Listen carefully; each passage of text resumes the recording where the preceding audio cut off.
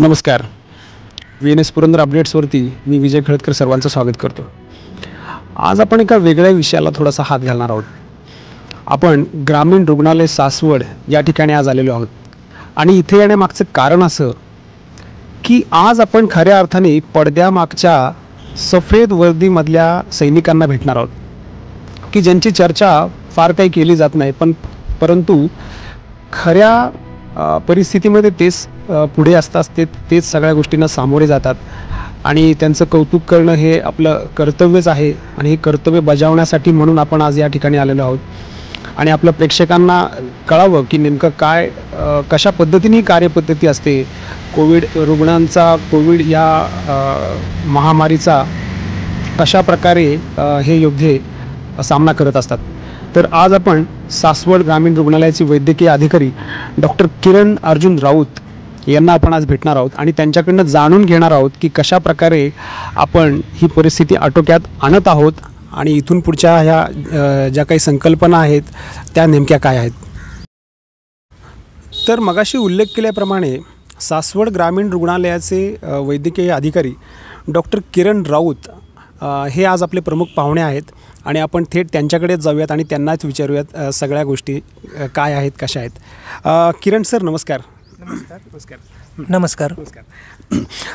Doctor किरण sir, सगळ्यात पहिला प्रश्न आहे की कोरोना आता आटोक्यात आला आहे असं आम्ही समजायचं का? प्रथम VNS चॅनलतर्फे जी काय आपण या वेगळ्या विषयाला आपण हात घातलात त्याबद्दल मी आपले आभार प्रकट करतो. आपण जो प्रश्न विचारला की कोरोना हा आटोक्यात आला आहे का किंवा संपण्याच्या मार्गावर आहे का, तर याचं उत्तर आहे की निश्चितच नाही. करोना जो आपण याला पॅन्डेमिक म्हणतो, इंग्लिशमधून महामारी म्हणतो, हा लाटेच्या स्वरूपात येतो. एक लाट आपलं भारतामध्ये महाराष्ट्रामध्ये सप्टेंबरमध्ये पीक येऊन गेला. त्याच्यानंतर जे आपण केंद्र शासन राज्यस्तरावर तसेच आमची तालुक्यातली संपूर्ण प्रशासकीय यंत्रणेने जे काम केलं, तसेच लोकांनी जे सहकार्य केलं, SOP पाळले, त्याच्या अनुषंगाने पेशंटची सापडण्याची संख्या कमी झालेली आहे, परंतु ती शून्य झालेली नाही आहे. अजूनही आपण जे पेशंट जे टेस्ट करतात त्यातले 20 ते 25% केसेस पॉझिटिव्ह येतात. भलेही संख्या थोडीशी कमी झालेली असेल, परंतु पेशंट सापडत आहेत. जे काही वृद्ध पेशंट असतात, कोमॉर्बिड पेशंट असतात, त्यांच्यामध्ये काही मृत्यूदर आहे अजून. तर अजूनही करोना संपलेला नाही आहे. आपल्याला तेवढंच सावध राहण्याची गरज आहे. नक्कीच आपल्याला सावध राहण्याची गरज आहे असंही अजूनपणे डॉक्टर साहेब सांगतायत. डॉक्टर साहेब, पुढचा एक महत्त्वाचा प्रश्न की मग आता सरकारने सरकारच्या ज्या काही SOPs आपल्याला प्राप्त झालेल्या आहेत, ज्या पूर्वीच्या SOPs होत्या त्याच अजून कंटिन्यू आहेत का किंवा त्याच्यामध्ये काही शिथिलता आणली गेलेली आहे?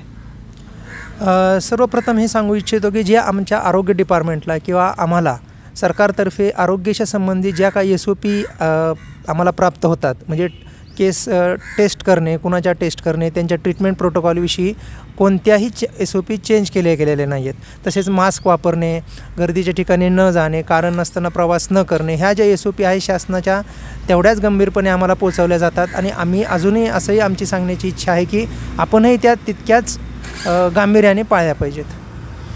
नक्कीच सर, यालाच लागून एक प्रश्न आहे की मग आता आपण अनेक वेळेस असं ऐकतो की सोशल मीडियामध्ये अशी खूप सारी चर्चा आहे, बरेचसे मेसेजेस व्हॉट्सॲपद्वारे आणि सोशल मीडियाद्वारे फिरत असतात की कोरोनाची अजूनही लाट येऊ शकते. सरकारने पण तशा प्रकारचे निर्देश सावधानी बाळगा असं सांगितलेलं आहे. मग आपलं काय मत आहे की आपल्याला असं वाटतं का की कोरोनाची लाट पुन्हा एकदा येऊ शकते? जसं आपण वृत्तपत्रामध्ये आणि वेगवेगळ्या चॅनलमध्ये पाहतो की युरोपमध्ये आणि अमेरिकेमध्ये जी करोनाची दुसरी लाट आहे सध्या चालू आहे, तेथे अजूनही पेशंट सापडत आहेत. अमेरिकेसारख्या प्रगत देशामध्ये लाखाच्या वर डेथचा आकडा गेलेला आहे. तर आपण भारतामध्ये असं बिलकुल समजण्याचं कारण नाही की आपल्याकडं दुसरी लाट येणार नाही. इव्हन आम्हाला शासनाकडनं लेखी आदेश प्राप्त झालेले आहेत की तुम्ही दुसऱ्या लाटेसाठी तयार राहा. बेड मॅनेजमेंट असू दे, ऑक्सिजन मॅनेजमेंट असू दे, मनुष्यबळाच्या संदर्भात जे काय मॅनेजमेंट आहे, तर त्या संदर्भात आमची जी यंत्रणा आहे ती पूर्णपणे तयार आहे. तर पूर्णपणे चान्सेस आहेत की दुसरी जी लाट आहे ती नक्कीच येऊ शकते आणि आपण जर गाफिलता बाळगली तर तीव्र स्वरूपाची येऊ शकते. पहिल्यापेक्षाही तीव्र लाट असू शकते दुसरी, जर आपण गाफील राहिलो तर. नक्कीच डॉक्टर साहेबांनी अशा प्रकारचा आपल्याला निर्देश दिलेले आहेत की दुसरी लाट ही नक्कीच येऊ शकते. जर का आपण आपल्या सावधानीमध्ये हलगर्जीपणा बाळगला तर नक्कीच आपल्याला या दुसऱ्या लाटेचा सामना करावा लागू शकतो. डॉक्टर साहेब, माझा एक पुढचा एक छोटा त्यालाच लागून एक प्रश्न आहे की आत्ता संपूर्ण जगामध्ये अजूनही कोरोनावरती लसीचं संशोधन सुरू आहे. अजूनही काही लोकांच्या दुसऱ्या टप्प्याचे चाचण्या झालेल्या आहेत, तिसऱ्या टप्प्यापर्यंत काही कंपन्या आलेल्या आहेत. पण अजूनपर्यंत ठोसपणे असं WHO सुद्धा मान्यता म्हणजे एखाद्या गोष्टीला लसीला दिलेली नाही आहे की ही लस घेतली की कोरोना थांबेल किंवा हा कोरोना कोविड-19 होणार नाही. मग आपला जो काही हा रिकव्हरी रेट आहे हा खूप चांगल्या पद्धतीने आपल्याला दिसतो आहे. रुग्ण जेवढे ॲडमिट होत आहेत तेवढे रिकवरसुद्धा होत आहेत. मग तुम्हाला काय वाटते की अशा कोणत्या योजना उपाययोजना आपण सगळ्या आरोग्य विभागाने राबवल्या गेल्या की ज्यामुळे लस नसतानासुद्धा रुग्ण हे नियंत्रणामध्ये येत आहेत आपल्या? प्रथम मी हे सांगू इच्छितो की जे काही सध्या आपला रिकव्हरी रेट वाढलेला आहे, ह्या रिकव्हरी रेट वाढण्यामागे स्टेप बाय स्टेप सांगतो. पहिल्यांदा ज्यावेळी आपल्याकडं पहिला रुग्ण साधारण जानेवारी-फेब्रुवारीच्या दरम्यान पुण्यामध्ये सापडला, आपल्या पुणे जिल्ह्यामध्ये. ज्यावेळी हा आजार आपल्याकडे आला त्यावेळी आपल्या इथंच नव्हे तर संपूर्ण जगामध्ये गोंधळाची परिस्थिती होती. नवीन पेशंट सापडत होते, काही सिरियस होत होते, काही बरे होत होते, काही डेथ होत होते. जो काही ट्रीटमेंट प्रोटोकॉल होता तो त्यावेळी फिक्स नव्हता. म्हणजे mild cases, moderate cases, severe cases कशा पद्धतीने ट्रीटमेंट करावी किंवा त्याला कुठल्या पद्धतीने त्याला ॲप्रोच व्हावं. जसजसा हा आजार आपल्यामध्ये पसरत गेला, पूर्ण जगामध्ये संशोधन चालू होतं, तसंच आपल्या ICMR जी केंद्र शासनाची संस्था आहे त्यांच्या लेवलला आम्हाला गाईडलाईन येत होत्या. तसेच राज्य शासन, केंद्र शासन यांच्यातर्फे जे काही गाईडलाईन होत्या त्या पद्धतीने आपली यंत्रणा सुरळीत होत गेली. ट्रीटमेंट प्रोटोकॉल असू दे म्हणा किंवा टेस्टिंगचा जो काय प्रोटोकॉल असू दे, टेस्टिंग त्याच्यानंतर जो काय आम्ही सर्वे करत होतो त्याच्यामध्ये सुसूत्रता येत गेली. आणि याच्यामागं राज्य शासन, केंद्र शासन, संपूर्ण यंत्रणा, फक्त आरोग्याची यंत्रणा नाही तर पूर्णपणे महसूल, पोलीस यंत्रणा, संपूर्ण अगदी पत्रकार मंडळी, आपलं प्रसार माध्यमं यांच्या एकत्रित प्रयत्नामुळं जो काही संदेश समाजामध्ये देणं अपेक्षित होतं शासनाला तो दिला गेला. इवन जो लॉकडाऊन झाला, शासनाने लॉकडाऊन झाले म्हणजे अगदी फेब्रुवारी, मार्च, एप्रिलमध्ये जे कडक लॉकडाऊन ते जनतेने कुठलेही म्हणजे तक्रार न करता सर्वांनी मिळून पाळले. आणि ते पाळण्यासाठी किंवा जनतेला मानसिकदृष्ट्या तयार करण्यासाठी प्रसारमाध्यमांचा हा प्रचंड मोठा त्याच्यामध्ये वाटा होता की लोकांचे रोजगार गेले अक्षरशः. म्हणजे तरीही लोकांनी कोणतीही कुरबूर केली नाही की लोकांचा जे काही शासन स्तरावर जे काही प्रयत्न होत होते त्याला लोकांनी, प्रसारमाध्यमांनी आणि सर्वांनीच मनापासून साथ दिली.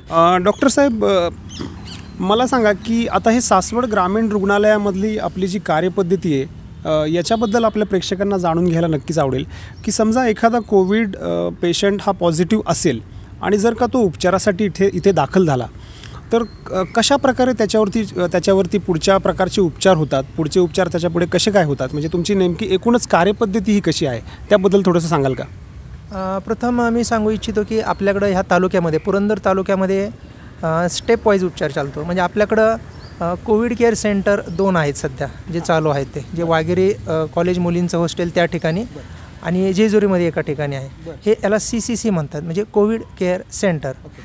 या दोन्ही ठिकाणी टेस्टिंग केलं जातं. तसेच टेस्टिंग केल्यानंतर जे रुग्ण पॉझिटिव्ह येतात, ज्यांच्यामध्ये असिम्प्टोमॅटिक असतात, म्हणजे त्यांना बिलकुल काही त्रास नसतो किंवा माइल्ड सिम्प्टम असतात, म्हणजे नॉमिनल सर्दी असते, अंगदुखी, असे पेशंट हे कोविड केअर सेंटरमध्ये ॲडमिट केले जातात. तसेच पॉझिटिव्ह आल्यानंतर ज्या रुग्णांना जास्त त्रास होतो, म्हणजे जसं की उलटी, जुलाब, श्वास घ्यायला त्रास येणं, असे ज्यांना त्रास होत असेल त्यांना DCHC की जे आपलं ग्रामीण रुग्णालय अशा ठिकाणी ॲडमिट केलं जातं. आणि त्याच्याहूनही अगदी जे सिरियस पेशंट आहेत की ज्यांना टर्शरी लेवलची ट्रीटमेंटची गरज आहे, अशा लेवलला आपण इथून पुण्यामध्ये ससून हॉस्पिटल, सिव्हिल हॉस्पिटल किंवा नुकतं सुरू केलेलं शासनाने जम्बो हॉस्पिटल या ठिकाणी रेफर करतो.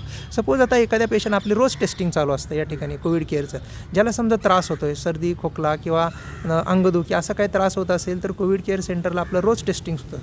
त्या ठिकाणी रुग्ण जातो, त्या ठिकाणी टेस्टिंग होतं, पॉझिटिव्ह आपल्याकडे रिपोर्ट येतो. आता अँटीजन टेस्ट असल्यामुळे 2 ते 3 तासात रिपोर्ट येतो. आम्ही त्या पेशंटला रिपोर्ट कन्वे करतो, त्याच्या लक्षणानुसार त्याचं डिस्ट्रीब्युशन करून ॲडमिट करून आपण त्याला उपचार सुरू करतो.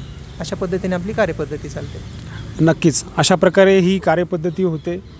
डॉक्टर साहेब, अजून एक छोटासा प्रश्न की आपल्यापर्यंत आता जी काही लसीचं उत्पादन हे सुरू आहे किंवा लसीचं उत्पादन नाही म्हणता येणार याला, संशोधन जे सुरू आहे, तर आपल्याकडे काय माहिती आहे याबाबत की ही लसीचं जे काही संशोधन आहे हे नेमकं कुठल्या स्टेजपर्यंत पोचलेलं आहे? प्रथम मी सांगू इच्छितो की बाजारात 3 ते 4 महिन्यानंतर मार्च एप्रिलपर्यंत 3-4 लसी येतील बाजारामध्ये. जे आपलं ICMR आहे, केंद्र शासनाचं ICMR, Indian council of medical research, शासनाच्या परवानगीने ज्या काही लसी येतील ते पूर्ण सेफ असतील. आपलं केंद्र शासन पूर्णपणे काळजी घेणार आहे ज्या काही लसी येतील ते. तर सध्या लस कधी येईल जो प्रश्न नेहमी विचारला जातो, जानेवारीमध्ये येईल, फेब्रुवारीमध्ये येईल, मार्चमध्ये येईल, तर हे अजून निश्चित आम्हाला गाईडलाईन प्राप्त झालेले नाही आहेत शासनाकडून. आम्हाला फक्त तयारीत राहायला सांगितलेले. आमच्याकडनं जे फ्रंटलाईन वर्कर आहेत, म्हणजे डॉक्टर, सिस्टर, वॉर्ड बॉय तालुक्यातले, त्यांची नावं आमच्याकडून शासनाने आम्ही कळवलेली आहेत. शासनाने राज्य शासनाने, केंद्र शासनाने कळवलेलं आहे. त्यामुळे एक्झॅक्टली लस कधी येईल ते आपण निश्चित सांगू शकत नाही. अंदाजे 3 ते 4 महिने येणं अपेक्षित आहे. परंतु मी लसीच्या संदर्भात एक सांगू इच्छितो की लस आली म्हणजे आपल्याला कवचकुंडलं प्राप्त झाली, लस घेतल्यानंतर मी कुठेही फिरू शकतो, हे असं मानणं चुकीचं आहे. लसीची ज्या वेगवेगळ्या लसी आहेत त्याची एफिकसी, म्हणजे आपण ताकद म्हणू, 70% ते 90% आहे. कुठल्या पेशंटमध्ये किती % प्रोटेक्शन ती लस देईल की देणार नाही हे आपल्याला अजूनही पूर्ण माहिती नाही. त्यामुळे जरी आपण लस घेतली, आम्ही घेतली, तुम्ही घेतली, तरी आपण जे काही मास्क वापरणे गरजेचं आहे, 6 फुटाचा आपण डिस्टन्स ठेवणं गरजेचं आहे, ज्या काही SOP आहे हे नंतर देखील पाळणं गरजेचं आहे. लस घेतली म्हणजे आपल्याला कवचकुंडलं प्राप्त झाली असं मानणं आम्ही किंवा दुसऱ्या कोणी हे चुकीचं आहे. आपल्याला कोरोनाशी हा लढा शॉर्ट टर्म नाही आहे. लस आली म्हणजे कोरोना संपला हे अजिबात कोणी मानू नये. हे जोपर्यंत शेवटचा पेशंट शिल्लक आहे त्याच्यानंतर देखील आपल्याला 5 ते 6 महिने ह्या कोरोनाशी लढाई द्यावी लागणार आहे. डॉक्टर साहेब, आपण नागरिकांना नेमकं आपण इन शॉर्टमध्ये काय आवाहन करू शकतो? नागरिकांना मी सांगू इच्छितो की या सर्व कोरोना कालावधीमध्ये सर्वात महत्त्वाच्या 4 गोष्टी आहेत ज्या आपण लक्षात ठेवल्या पाहिजेत. मास्क, घराच्या बाहेर पडल्यानंतर प्रत्येक ठिकाणी आपण सार्वजनिक ठिकाणी मास्क घालणं अतिशय गरजेचं आहे. दुसरी गोष्ट, वारंवार हात धुणे, साबणाने सॅनिटायझरने हात क्लीन करणे किंवा साबणाने हात धुणे हे अतिशय गरजेचं आहे. कारण नसताना बाहेर जाणं टाळावं. जे काही लग्न समारंभ, इतर समारंभासाठी शासनाने जे काही SOP घालून दिलेले आहेत, गाईडलाईन्स घालून दिलेल्या आहेत, कमीत कमी लोकांच्या संख्येने तो कार्यक्रम पार पडणं गरजेचं आहे. त्या गाईडलाईन्स शासनाच्या आपण सर्वांनी पाळणं गरजेचं आहे. नक्कीच.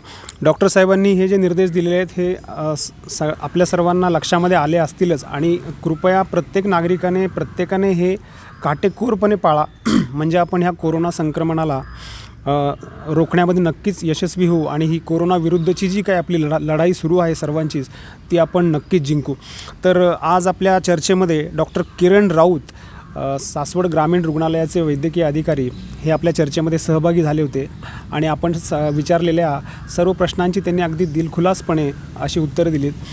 डॉक्टर साहेब, या चर्चेमध्ये सहभागी झाल्याबद्दल आपले खूप खूप धन्यवाद. आभारी आहे.